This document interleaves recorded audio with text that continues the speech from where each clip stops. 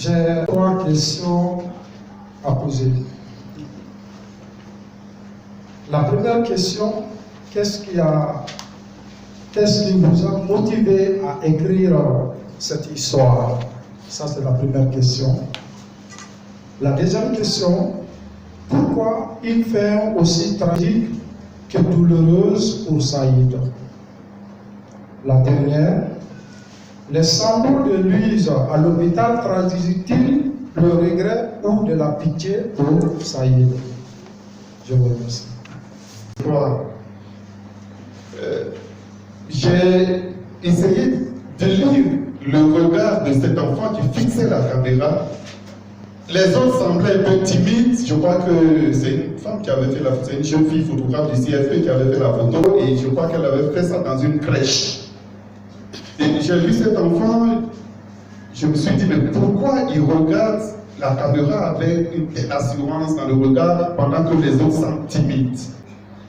Et donc, quand je réfléchissais sur l'enfant, le regard de l'enfant, j'ai pensé à toutes les histoires que j'écrivais. Là aussi, c'était des histoires imaginaires.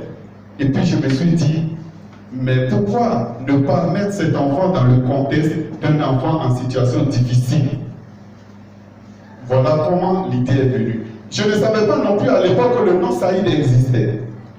Je connaissais le mot Caïd, qui veut dire dur à cuire. Et j'ai voulu juste faire de la poésie en faisant rimer Saïd et Caïd. C'est après que j'ai découvert que le mot Saïd, c'est un nom arabe, que ça existait. J'ai même connu des Saïd plus tard dans ma vie. Donc voilà l'histoire de Saïd. C'est venu comme ça. J'ai regardé un enfant sur une photo, et puis je me suis dit, mais quelle histoire je vais raconter dans laquelle cet enfant va être le personnage principal?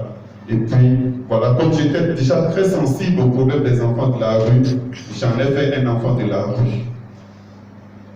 Maintenant, le regret à l'hôpital, c'est un sentiment normal parce que de toutes les façons, lui est un homme qui aime sincèrement les enfants. Mais il s'est rendu compte lorsqu'il a vu l'enfant dans cet état, qui était peut-être un état sans retour, il a eu vraiment pitié de lui et il a pleuré. C'était sincère, c'était en même temps le regret. Le regret peut-être d'avoir dit quelque chose qu'il n'aurait pas dû dire ou qu'il aurait dû dire autrement. Pourquoi une fin aussi tragique?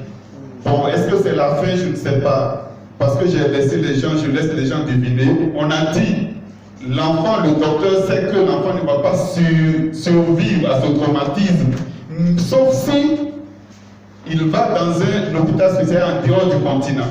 Quand le docteur a appelé lui, bon, ça peut peut-être vous dire qu'il est mort, mais ça peut vous dire que, en tout cas, envoyez-le rapidement à l'extérieur pour le guérir.